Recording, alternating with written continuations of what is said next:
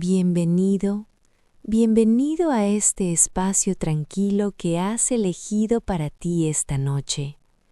Si escuchas con atención, quizás puedas imaginar el sonido del mar, ese sonido que tiene algo de eterno, algo que existía mucho antes de que nosotros llegáramos y que seguirá existiendo cuando ya no estemos. El sonido del agua que sube y baja en un ritmo que se parece tanto al de la respiración, que a veces uno no sabe si está escuchando el mar o simplemente el latido de la propia vida. Hoy vamos a adentrarnos en el mar. Vamos a conocer a un hombre que un día recibió un llamado que no quiso escuchar, que subió a un barco tratando de huir hacia el extremo opuesto del mundo, que fue tragado por una criatura del océano más grande de lo que podemos imaginar, y que sobrevivió para contarlo y para aprender, quizás, lo que nunca hubiera aprendido de otra manera. Su nombre era Jonás, y su historia es una de las más antiguas formas que existe de decirnos que escapar de lo que realmente somos, de lo que realmente nos llama, es casi siempre imposible, que los caminos que evitamos terminan encontrándonos de todas formas, y que a veces el lugar más oscuro en que hemos estado es exactamente el lugar donde Dios nos habla más cerca. Acomódate bien, deja que tus hombros descansen, respira el aire de la noche. Entramos al mar.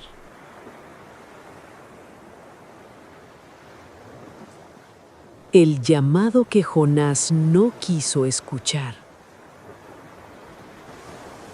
En tiempos del rey Jeroboam, en la tierra de Israel, había un hombre llamado Jonás, hijo de Amitai. Era profeta, un hombre que había sido llamado a escuchar la voz de Dios y transmitirla a los demás.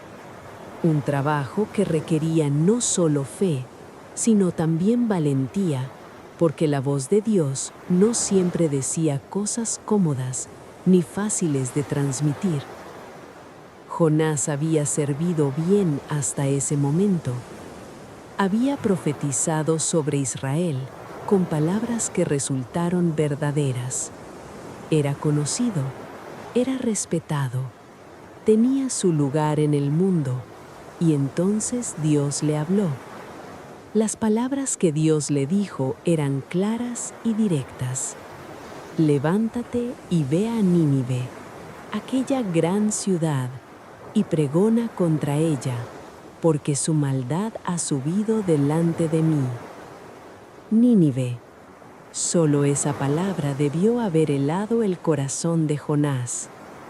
Nínive era la capital del imperio asirio, la ciudad más grande y más poderosa del mundo conocido en ese momento.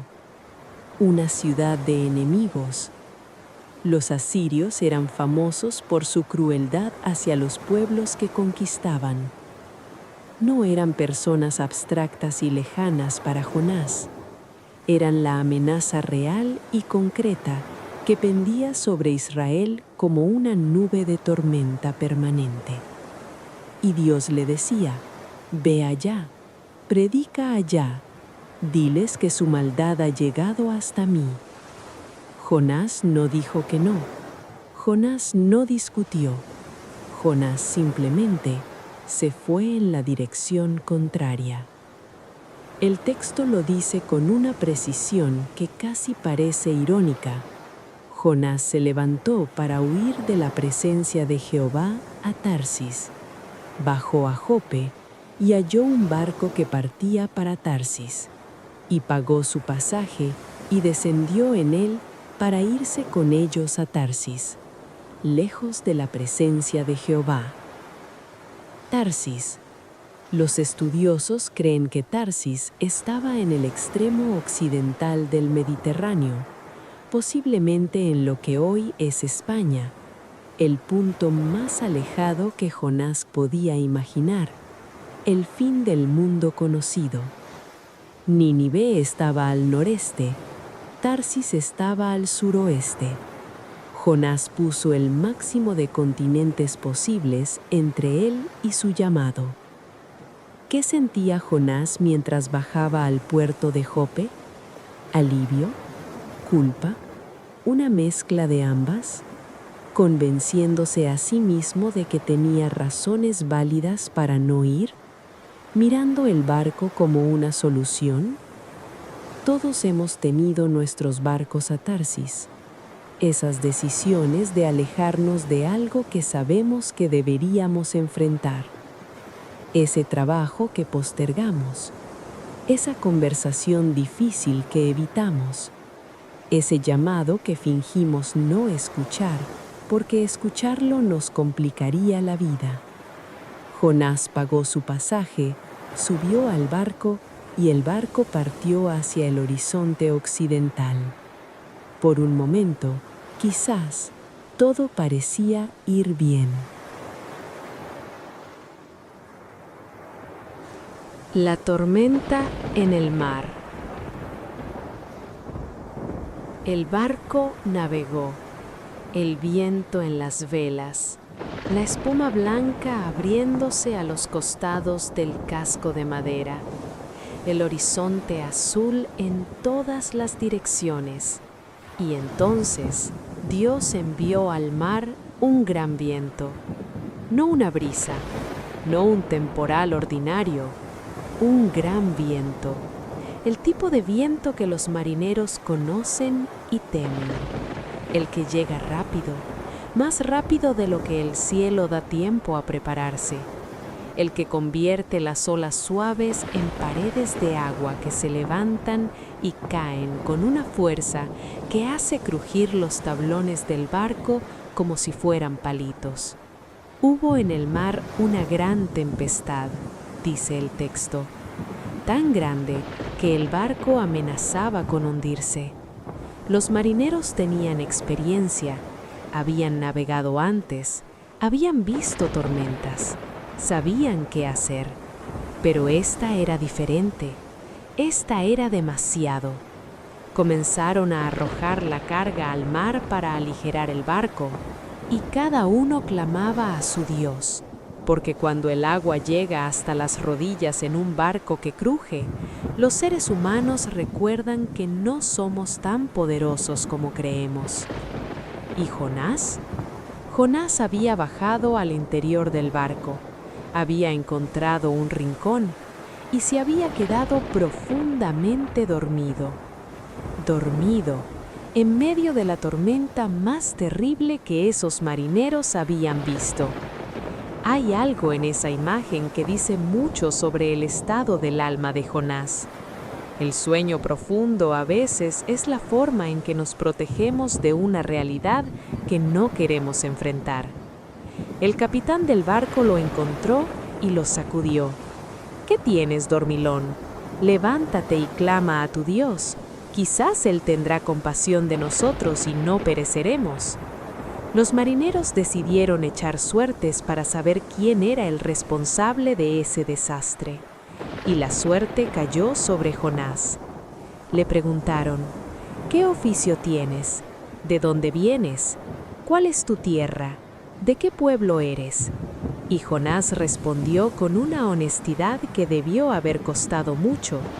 Soy hebreo y temo a Jehová, Dios de los cielos, que hizo el mar y la tierra seca. Soy hebreo, temo a Jehová, el Dios que hizo el mar. Los marineros entendieron de inmediato, tuvieron gran temor y le preguntaron, ¿por qué has hecho esto? Porque ya sabían que huía de la presencia de Jehová, pues él se los había contado. La tormenta no amainaba, todo lo contrario, las olas eran cada vez más violentas, el barco gemía, el agua entraba por todas partes. ¿Qué haremos contigo para que el mar se nos aquiete?, preguntaron los marineros. Y Jonás dijo algo que revela que en el fondo sabía perfectamente lo que estaba pasando. Dijo: «Tomadme y echadme al mar, y el mar se os aquietará, porque yo sé que por mi causa ha venido esta gran tempestad sobre vosotros». Los marineros no quisieron. Eran hombres buenos, hombres con conciencia. Remaron con fuerza tratando de llegar a tierra, pero no pudieron. El mar se embravecía cada vez más. Entonces clamaron a Jehová y dijeron: «Te rogamos, Jehová, que no perezcamos nosotros por la vida de este hombre, y no pongas sobre nosotros la sangre inocente». Y tomaron a Jonás y lo arrojaron al mar, y el mar se aquietó. Así de repentino, así de completo, la tormenta que había sacudido el barco durante horas, que había doblado los mástiles y roto la carga, se detuvo, como si alguien hubiera bajado el volumen del mundo. Los marineros vieron eso y temieron a Jehová con gran temor, y ofrecieron sacrificio a Jehová y prometieron votos. ¿Y Jonás? Jonás estaba en el agua. En el agua, entre las olas. Imagina ese momento. El cuerpo de Jonás golpeando el agua. El frío repentino envolviéndolo. El ruido del mar, que antes estaba en el barco, ahora completamente a su alrededor, por todos lados, arriba, abajo, a los costados. El sabor a sal, los ojos ardiendo, las olas pasando sobre su cabeza. El barco ya se alejaba. Las voces de los marineros cada vez más lejanas. Y luego, solo el mar. Jonás en el océano, solo, en medio de la noche, con la tormenta apenas amainada a su alrededor, como si el mar hubiera calmado su furia ahora que tenía lo que quería. ¿Qué pensaba Jonás en esos momentos? ¿Pensó en su familia? ¿En su tierra? ¿En la voz de Dios que había tratado de escapar? ¿Sintió arrepentimiento? ¿Miedo? ¿Una extraña paz, como la que a veces llega cuando ya no queda nada más que hacer? El agua bajo sus pies no tenía fondo visible, solo oscuridad que se profundizaba hacia un negro absoluto. Las corrientes jalando sus piernas hacia abajo, las algas enredándose a su alrededor. El texto del libro de Jonás describe ese momento con palabras que él mismo escribiría después, desde el único lugar posible para escribir algo así, desde el interior.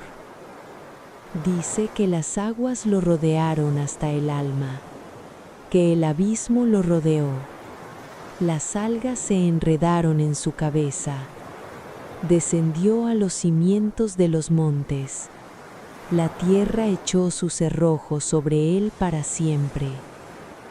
Los cimientos de los montes, el fondo del mar, donde los continentes tienen sus raíces, ese lugar donde la presión del agua es tan grande que aplasta cualquier cosa, donde la luz del sol nunca llega, donde el silencio es total y eterno.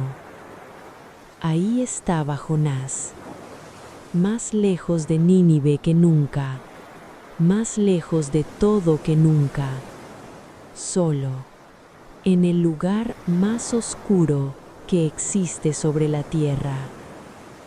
Y justo en ese momento, Dios preparó un gran pez para que se tragara a Jonás. 3 días en el vientre de la ballena.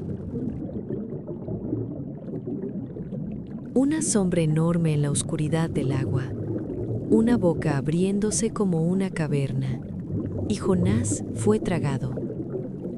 El texto dice que estuvo en el vientre del pez 3 días y 3 noches, 72 horas en el interior de una criatura viva, en la oscuridad más completa, en un espacio cálido, húmedo, rodeado del latido de un corazón que no era el suyo, del sonido de la respiración de un animal gigantesco moviéndose lentamente en las profundidades del océano. Detente un momento en esa imagen. Dentro de la ballena, Jonás estaba vivo, no había muerto. Y eso es lo primero que hay que entender.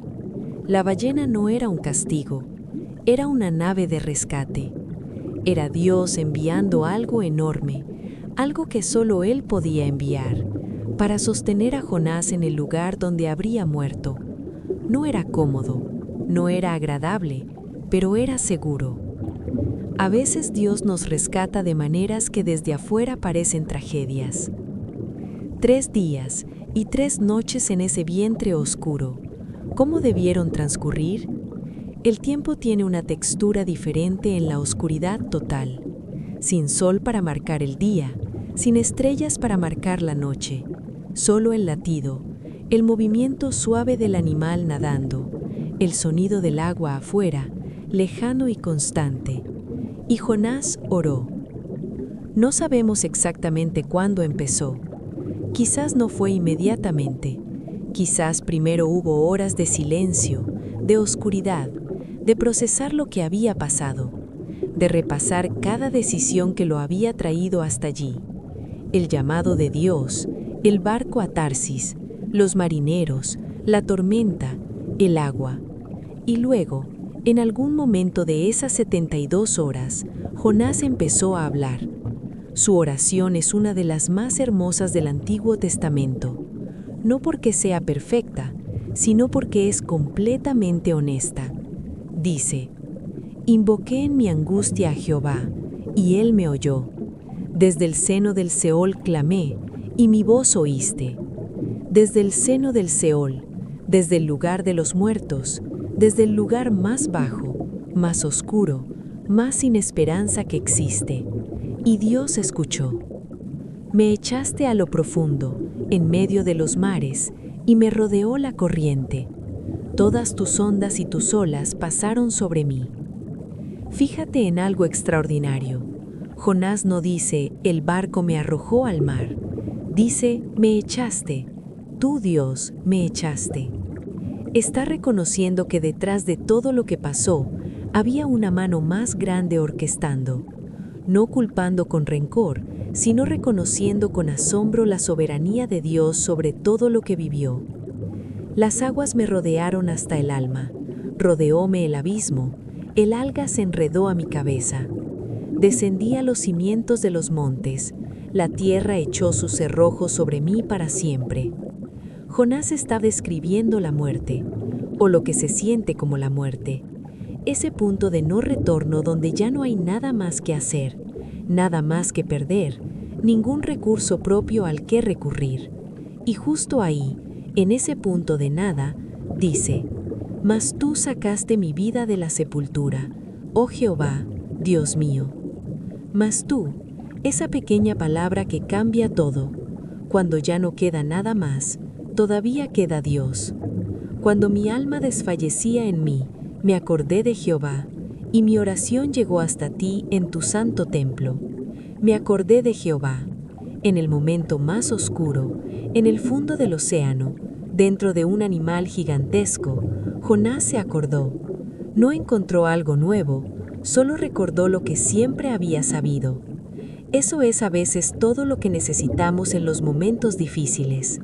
No encontrar algo nuevo, solo recordar. Jonás termina su oración con una promesa hecha desde el lugar más oscuro. «Mas yo con voz de alabanza te ofreceré sacrificios. Pagaré lo que prometí, las salvaciones de Jehová». Las salvaciones de Jehová, una frase de 3 palabras que contiene todo. «Y Jehová habló al pez, Y el pez vomitó a Jonás en tierra. 3 días en el vientre del océano, y Jonás llegó a la orilla. La segunda oportunidad. Hay pocas frases en la Biblia tan poderosas como la que abre el capítulo 3 del libro de Jonás. Dice simplemente: y vino palabra de Jehová a Jonás la segunda vez. La segunda vez, Dios no había terminado con Jonás. Después de todo, después de la huida, del barco, de la tormenta, de ser arrojado al mar, de la ballena, de los 3 días en la oscuridad, después de todo eso, Dios volvió a hablar, con las mismas palabras de antes: levántate y ve a Nínive, aquella gran ciudad, y proclama el mensaje que yo te diré. La segunda oportunidad. Esta vez, Jonás se levantó y fue a Nínive. No dice el texto que lo hizo con alegría, no dice que estaba emocionado, solo dice que fue. Y a veces la obediencia se parece más a ponerse de pie y caminar que a tener ganas de hacerlo. Nínive era una ciudad enorme. El texto dice que era de 3 días de camino, una ciudad tan grande que recorrerla de punta a punta tomaba 3 jornadas completas de caminata. Debieron haber sido cientos de miles de habitantes, tal vez más. Jonás entró en la ciudad, caminó por sus calles, vio los mercados, los templos a dioses extraños, los soldados con sus armas asirias, la gente de un pueblo que había sido enemigo de Israel por generaciones. Y entonces predicó. Su mensaje fue corto, muy corto, tal vez el sermón más breve de toda la historia bíblica. 8 palabras en hebreo, que en español suenan así: de aquí a 40 días, Nínive será destruida. Eso fue todo, sin elaboraciones, sin explicaciones, sin llamado al arrepentimiento explícito. Solo el anuncio de un plazo y una consecuencia.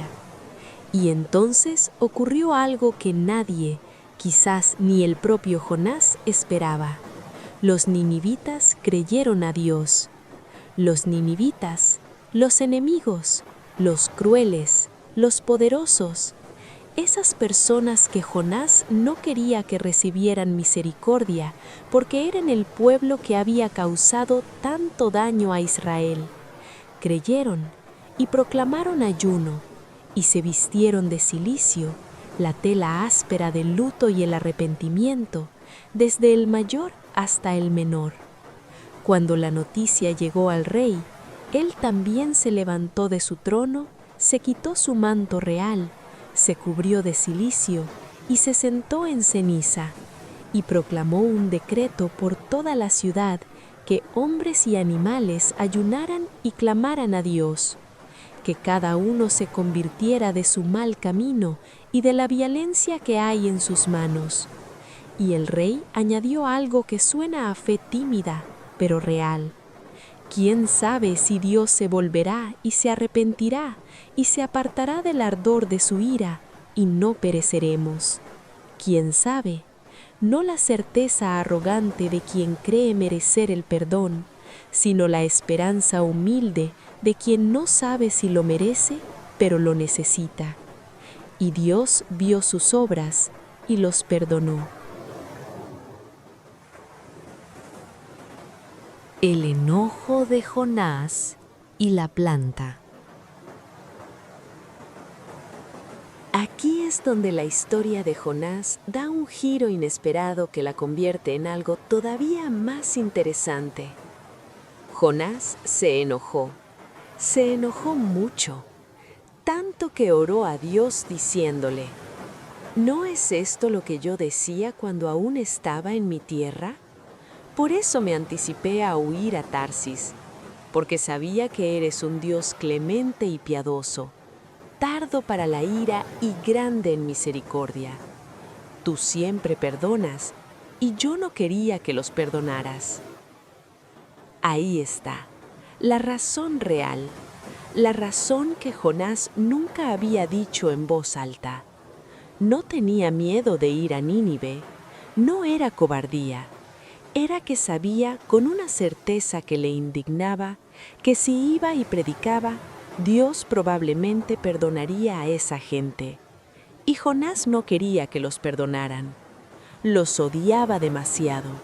Habían hecho demasiado daño. No merecían la misericordia de su Dios.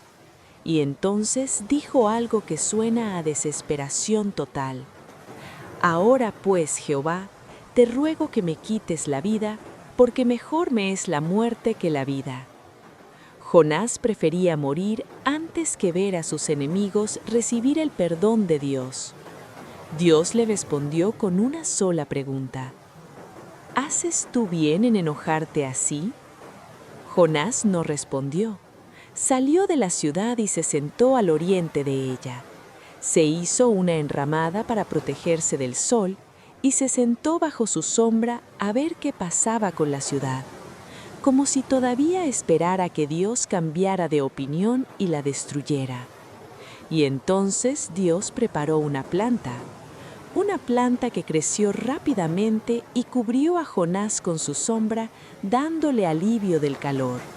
Y el texto dice algo tierno. Jonás se alegró grandemente por la planta. Jonás, que estaba tan enojado que quería morirse, se alegró por la sombra de una planta. A veces las bendiciones pequeñas llegan a nosotros incluso cuando estamos en medio de nuestros peores enojos. Pero al día siguiente, cuando amanecía, Dios preparó un gusano que atacó la planta y ésta se secó. Y cuando salió el sol, Dios preparó también un recio viento solano. El sol hirió a Jonás en la cabeza y se desmayó, y pidió para sí la muerte diciendo, «Mejor me es la muerte que la vida». Dios le preguntó de nuevo, ¿tanto te enojas por la planta? Y Jonás respondió, «Mucho me enojo, hasta la muerte». Y entonces Dios dijo algo que es quizás el punto más profundo de todo el libro, las palabras más importantes de esta historia. Dijo, «¿Tuviste tú lástima de la calabacera en la cual no trabajaste, ni tú la hiciste crecer, que en espacio de una noche nació y en espacio de una noche pereció? ¿Y no tendré yo piedad de Nínive, aquella gran ciudad donde hay más de 120,000 personas que no saben discernir entre su mano derecha y su mano izquierda, y muchos animales?» Esa pregunta no tiene respuesta escrita en el libro. El libro de Jonás termina ahí, con esa pregunta suspendida en el aire. ¿Y no tendré yo piedad? Jonás se entristeció por una planta que creció en una noche y murió en una noche. Una planta que él no plantó, que no regó, que no cuidó. Solo se benefició de su sombra por unas horas y ya la sentía como propia. Y Dios señaló hacia la ciudad 120,000 personas que no saben distinguir el bien del mal. Personas con nombres, con familias, con hijos pequeños que no habían hecho nada todavía, con animales inocentes. ¿No merecen al menos la misma piedad que Jonás sentía por su planta de una noche? Reflexión final y cierre. La historia de Jonás termina con una pregunta, no con una respuesta, no con un final ordenado, no con Jonás aprendiendo la lección y siendo feliz para siempre. Termina con Dios preguntando, y esa pregunta sigue resonando, miles de años después, en los corazones de todos los que la escuchan. ¿Y no tendré yo piedad? Esta historia tiene al menos 3 capas de enseñanza que vale la pena llevar contigo esta noche al sueño. La primera es sobre la huida. Jonás intentó huir de Dios. Tomó el barco más rápido hacia el lugar más lejano y descubrió lo que todos descubrimos en algún momento, que hay cosas de las que simplemente no podemos huir. Nuestro llamado, nuestra conciencia, nuestra identidad más profunda. El océano, por más grande que sea, no es suficiente distancia. Eventualmente el barco para, la tormenta llega y nos encontramos cara a cara con lo que tratábamos de evitar. Pero hay algo hermoso en eso, porque si Dios nos persigue incluso hasta el fondo del mar, es porque no ha terminado con nosotros, porque todavía hay algo que solo nosotros podemos hacer, decir o ser. La segunda capa es sobre la oscuridad como lugar de transformación. El vientre de la ballena es oscuro, húmedo, incómodo, aterrador. No es el lugar donde nadie elegiría estar, pero fue ahí donde Jonás oró la oración más honesta de su vida. Fue ahí donde recordó a Dios. Fue ahí donde encontró las palabras: la salvación es de Jehová. Los momentos más oscuros de nuestra vida a veces son los que nos hacen decir lo que nunca habríamos dicho en la comodidad, los que nos llevan a un nivel de honestidad y de fe que la vida tranquila nunca produciría. Si estás en tu propio vientre de ballena ahora mismo, si sientes que estás en un lugar oscuro del que no ves salida, recuerda, ahí también está Dios. Ahí también se escucha la oración, y el pez tiene instrucciones de vomitarte en tierra cuando llegue el momento. Y la tercera capa es la más incómoda y la más necesaria. La misericordia de Dios es más grande que nuestros juicios sobre quién la merece. Jonás creía que los ninivitas no merecían el perdón, y desde cierto punto de vista humano, entendemos esa postura. Los asirios habían causado sufrimiento real. No era una antipatía irracional de Jonás, pero Dios señaló hacia 120,000 personas y preguntó: ¿no merecen piedad? Es una pregunta que incomoda, porque a veces nosotros también somos Jonás. Hay personas en nuestra vida de las que preferimos no pedir misericordia para ellas. Hay situaciones donde el perdón nos parece injusto. Hay momentos donde preferimos la justicia estricta a la gracia generosa. Y Dios sigue preguntando con la misma voz tranquila: ¿y no tendré yo piedad? Esta noche, deja que esa pregunta se quede contigo. No tienes que resolverla, solo déjala estar, como se deja estar el sonido del mar, que entra y sale, que no pide respuesta, que solo acompaña.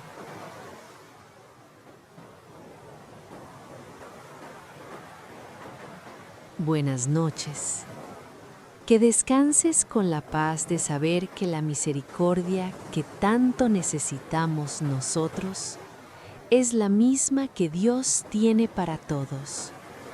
Que el mar te arrulle esta noche, que las olas suaves te cuenten que el océano sigue ahí, siempre ahí, como desde el principio del mundo, y que si hay algo de lo que estás huyendo, mañana quizás tengas la valentía de dar un pequeño paso hacia ello.